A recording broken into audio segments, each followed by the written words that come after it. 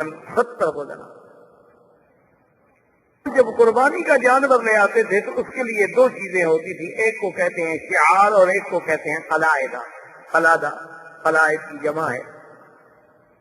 کیا معنی یہ ہوتا تھا کہ یا تو مثلا اونٹ ہے، اس کی سنام ہے یا اس کا سائڈ ہے، اس کے چمڑے کو تھوڑا سا یوں کاٹ دیتے، تھوڑا سا کاٹ لگا دی، خون نکل آیا تو اسی جگہ اس کا خون لگا دیا. یہ علامت ہو گئی کہ یہ جانور قربانی کے لیے ہے، اللہ کے حرم میں ذبح ہونا ہے. اس لیے اس کو پھر کوئی دوست دشمن کوئی بھی اس جانور کو نہیں چھیڑتا تھا، یہ تو اللہ کا ہے. یا قلادہ کا معنی یہ ہوتا تھا کہ کوئی چمڑے کا ہار وار بنا کے رسیوں کے ساتھ اس کے گلے میں ڈال دیتے، علامت ہو جاتی تھی کہ یہ جانور جو ہے یہ ہدی ہے اور یہ حرم میں ذبح ہونے کے لیے جا رہا ہے. اگر وہ جانور گم ہو جاتا، کسی دشمن قبیلے میں بھی چلا جاتا تو اس کے ساتھ کوئی تعارض نہیں کرتا. حضور صلی اللہ علیہ وسلم نے حکم دیا، جانوروں کو علامات لگا دی گئی کہ بھی یہ جانور جو ہیں ہدی کے ہیں، قربانی کے ہیں اور ذبح ہونے حرم میں. حضور صلی اللہ علیہ وسلم نے سفر اپنا جاری کیا. جو حضور صلی اللہ علیہ وسلم مکے کے قریب آتے گئے، کیونکہ اس سے پہلے آپ سیرت نبوی میں پڑھ چکے ہیں کہ جن لوگوں نے احزاب میں حضور کی مخالفت کی تھی، حضور نے ان کی تعریف کے لیے بڑے بڑے آپ نے بھیجے تھے غزوہ سرایا، بنو سلیم کے خلاف، بنو ہزارہ کے خلاف، بنو ثقیف کے خلاف، ان سب کے خلاف جو ہے آپ نے بھیجا کہ ان کو تعریف کی جائے کہ ان لوگوں نے کیوں دھوکہ کیا ہمارے ساتھ. تو اب قریش کو پتہ چلا کہ 1400 کا لشکر آ رہا ہے. انہوں نے کہا کہ حضور صلی اللہ علیہ وسلم کا مطلب ہے کہ لڑائی کے لیے اب قریش بھی تیار ہوئے.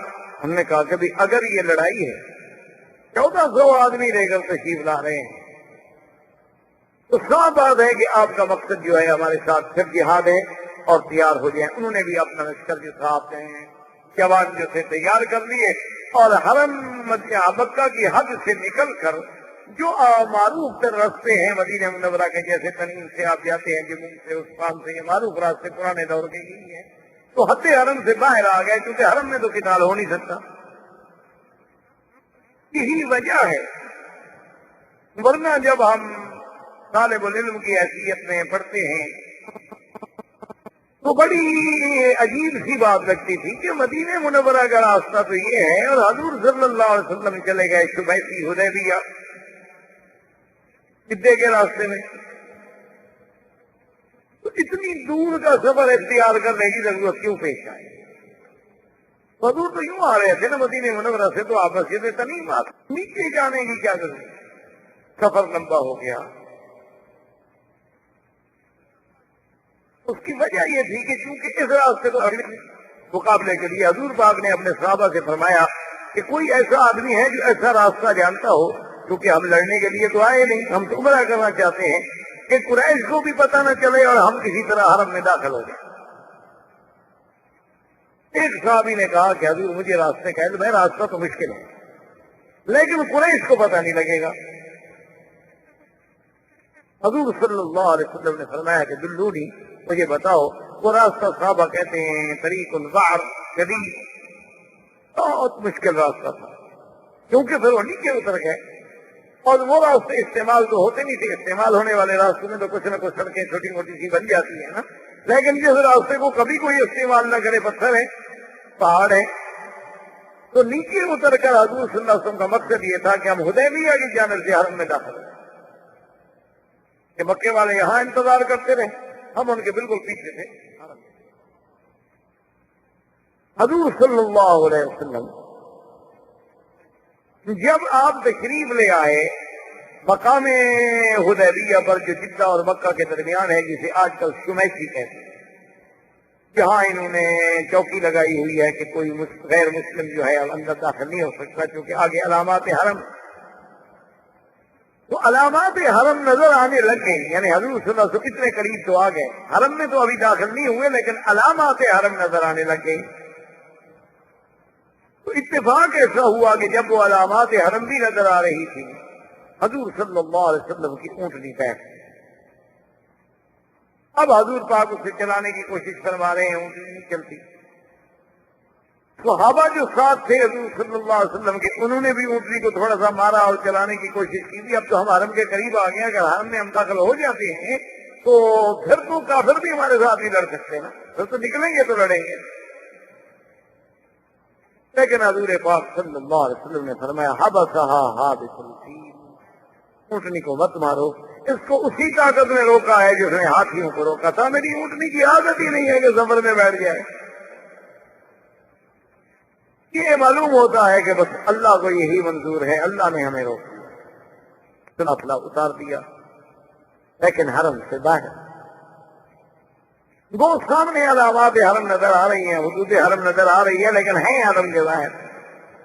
مشرکین مکہ کو بھی پتہ چل گیا کہ ہم تو یہاں کھڑے کھڑے انتظار کر رہے ہیں، حضور صلی اللہ علیہ وسلم تو حرم میں داخل ہو گئے۔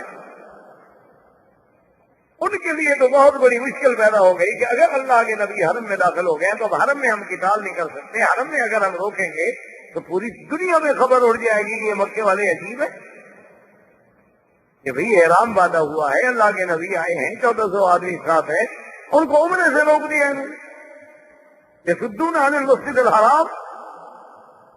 تو یہ ہمارے لیے ایک بہت بڑا مسئلہ ہو جائے گا۔ انہوں نے بھی پھر اپنے آدمی ادھر پلٹے، لیکن چلا کہ حضور صلی اللہ علیہ وسلم آ تو گئے ہیں لیکن حدود حرم میں داخل نہیں۔ اب وہ ایک اور مشکل میں مبتلا ہو گئے، انہوں نے کہا یہ کیا مطلب، اگر حضور عمرے کے لیے آ رہے تو حرم میں کیوں نہیں داخل ہوئے، کہ حرم میں کے باہر کیوں رک گئے؟ یہ مقصد ہی عمرہ تھا، اور اس راستے سے تو ہم تھے ہی نہیں، اگر حضور داخل ہوتے حضور تو کعبے میں پہنچ جاتے، ہمیں پتہ نہ لگتا۔ اور یہ راستہ تو کبھی کسی نے اختیار ہی نہیں کیا۔ جب حضور نے اتنی مشکل راستہ اختیار بھی فرمایا، پھر حرم میں داخل ہونے سے کیا بات مانی تھی کہ باقی تو 1 قلعہ 2 قلعے کا فاصلہ رہ گیا ہے، لیکن باہر آپ اترے ہیں اور حرم میں نہیں اترے، اس کے طرح کہ ہم آئے یہ ہمیں اندھیرے میں رکھا جا رہا ہے حضور تو جنگ کے لیے۔ اب مشرکین کو اپنا ایک اور فکر لاحق ہو گیا۔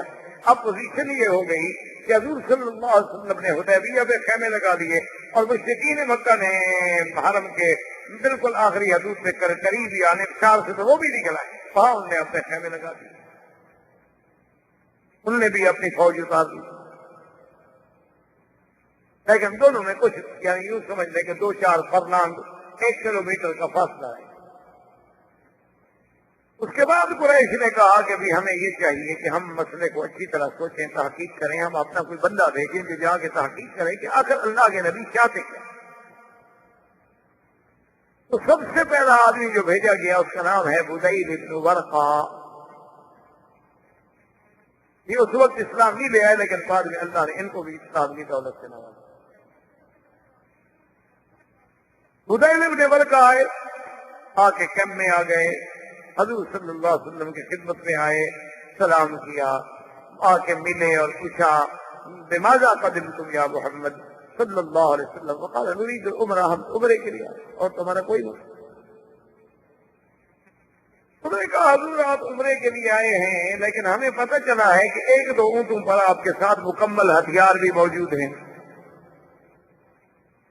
کون فرمایا ابو جہل خاف القدر من قریش، مجھے قریش پر اطمینان تو نہیں ہے، جو لوگ مکے سے نکل کر مدینے پہ چڑھائی کر سکتے ہیں، جو لوگ عہد میں آگے جنگ لڑ سکتے ہیں، جو ابھی غزوہ احزاب میں اتنی فوجیں لے کر چڑھائی کر کے ہمارے خلاف آ گئے، ہم جب ان کے اپنے حدود میں آ رہے ہیں تو کسی وقت بھی وہ قدر کر سکتے ہیں۔ تو ایسا تو نہ ہو نا کہ بالکل آدمی خالی ہاتھ ہو کے دشمن پکڑ کے چھری سے ذبح کرتا ہے اس کو، چلو کم از کم بر آدمی اپنا دفاع تو کرے گا۔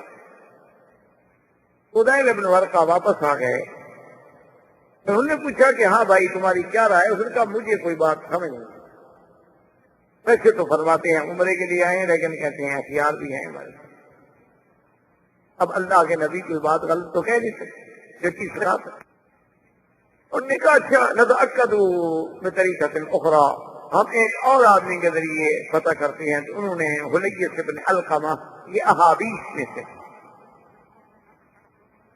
احابیش جو ہیں یوں سمجھ لیں یہ ذلوج تھے، حبش کے لوگ تھے، بعد میں یہ عرب میں آ گئے تو پھر عربی کی زبان بھی عرب پوری ہو گئی اور لباس بھی عربی ہو گیا، اشعار بھی عربی ہو گئے، اٹھنا بیٹھنا بھی ہو گیا، لیکن یہ بڑا جنگجو قبیلے تھے، بڑے سخت قبیلے تھے حبش۔ ان کو احابیش کہا جاتا تھا. یہ حلیس بن علقمہ جو ہے یہ احابیش کا سردار. انہوں نے کہا بھی تم جاؤ پتہ کرو یا تحقیق کرو حضور صلی اللہ علیہ وسلم چاہتے کہ.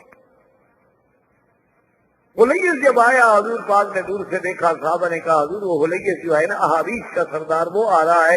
آپ نے فرمایا یہ لوگ جو ہے نا یہ حرم کے حاجی کی قربانی کے جانوروں کی بڑی احترام کرتے ہیں, بڑی تعظیم کرتے ہیں. تو تم لوگ سب جو قربانی کے جانور لائے ہو نا ادھر سامنے کھڑے کر دو, اس کو نظر آئیں گے ہم تو عمرے کے لیے آئے. وہ آئے ملے حضور لما قدمتم, کیوں تشریف لائے؟ فرمایا عرضنا الا العمرہ. اور آپ نے فرمایا کہ تمہیں یہ سارے حاجی کے جانور اور یہ چیزیں نظر نہیں آ رہی؟ تو نے کہا ہاں جی میں دیکھ رہا. وہ واپس آئے. واپس آنے کے بعد اس سے پوچھا کفار قریش نے کہ ہاں بتلاؤ بھائی تمہارا دل دماغ کیا کہتا ہے؟ اس نے کہا بھی بات یہ ہے کہ بھائی وہ عمرہ ہی چاہتے ہیں. میری تحقیق یہ ہے کہ اللہ کے نبی جنگ کے لیے نہیں آئے, لڑائی کے لیے نہیں آئے, احرام باندھا ہوا ہے, قربانی کے جانور ساتھ ہیں, شعار ہیں, ان کے گلوں میں قلائد ہیں, یہ اس طرح لڑنے کے لیے آدمی آتا ہے.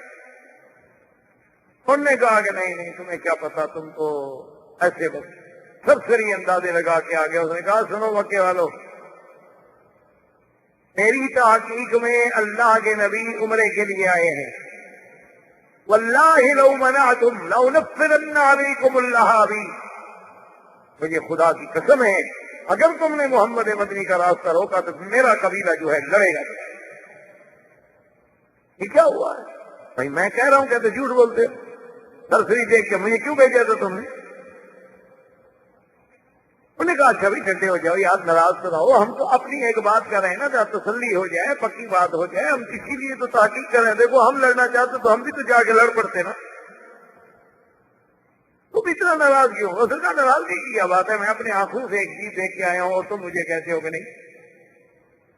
میں نے کہا ٹھہرو, ناراض نہ ہوں. ہم کنڈا نہ تھا اکد مرتن اخرى, ہم چاہتے ہیں کہ ہم پھر بھی کوئی فیصلہ کریں, سوچ سمجھ کر کوئی تحقیق ہو جائے کہ واقعی اللہ کے نبی کیا چاہتے. اس کے بعد انہوں نے عروۃ بن مسعود الثقفی, یہ بہت بڑا سردار, بہت بڑا آدمی تھا, بنو ثقیف کا سردار. اور بنو ثقیف جو ہے یہ طائف کا بہت بڑا جنگجو قبیلہ. اور یہ عروۃ بن مسعود الثقفی ان لوگوں میں ہے جس کے بارے میں کافر کہتے تھے کہ اللہ نے اگر قرآن اتارنا تھا تو عروہ پہ کیوں نہیں اتارا؟ اللہ نے قرآن اتارنا تھا تو ولید بن المغیرہ پہ کیوں نہیں اتارا, جو بڑے لوگ ہیں, جن کے قبائل ہیں, جن کے پاس طاقت ہے, دولت ہے. محمد رسول اللہ صلی اللہ علیہ وسلم پہ کیوں اتارا؟ آپ تو یتیم ہیں, آپ تو غریب ہیں. اس کو قرآن نے کہا کہ لولا نزل هذا القرآن على رجل من القريتين عظيم, تو یعنی کہ وہ بڑا آدمی ہے کہ ان دو میں سے یہ ایک تھا. اس کے پاس گئے قریش, انہوں نے کہا کہ تم مہربانی کرو, تم سردار ہو, تمہارا ایک مقام ہے, تم وہاں جانے کے بعد فیصلہ کرو کہ اللہ کے نبی کیا چاہتے ہیں. اس نے کہا دیکھو قریشیو بات سنو, تمہارا دماغ ہے, جس کو بھیجتی ہو واپس آتا ہے, اس کو کہتے تم جھوٹ بولتے. جس کو بھیجتے ہو اس کی ایک رائے ہے, اگر اس کی رائے کا کوئی احترام نہیں تو اس کو بھیجتے کیوں؟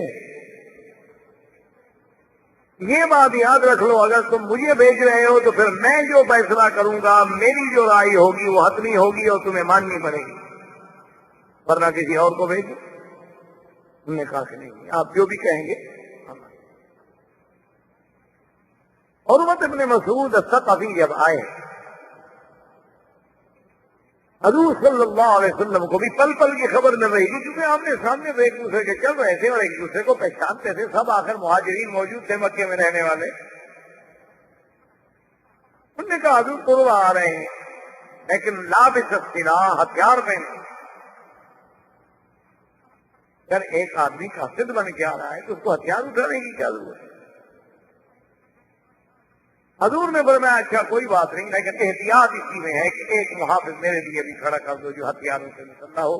تو مغیرہ بن شعبہ ثقفی, یہ بھی ثقفی, اور خدا کی شان دیکھیں گے عروہ کے بھائی کے بیٹے, یہ مسلمان تھے. اب وہ احرام نے ابھی جان دے دیا تو ہتھیار لگائے اور اپنے چہرے کو چھپا کے تلوار لے کر حضور کے پیچھے. عروۃ ابن مسعود ثقفی چونکہ بڑا سردار تھا اور بڑا آدمی تھا، اس نے کہا کہ اب یہ تو ظاہر ہے کہ بھئی ان کے پاس جانور بھی موجود ہیں، ہتھیار بھی موجود ہیں، فیصلہ تو ہو نہیں سکتا، ہم ان کی بات تو مانتے نہیں۔ اب اس کا حل یہ ہے کہ میں ان کے ساتھ بیٹھ کے کوئی ایسی بات کرتا ہوں جو چڑھانے والی بات ہو، لڑانے والی بات۔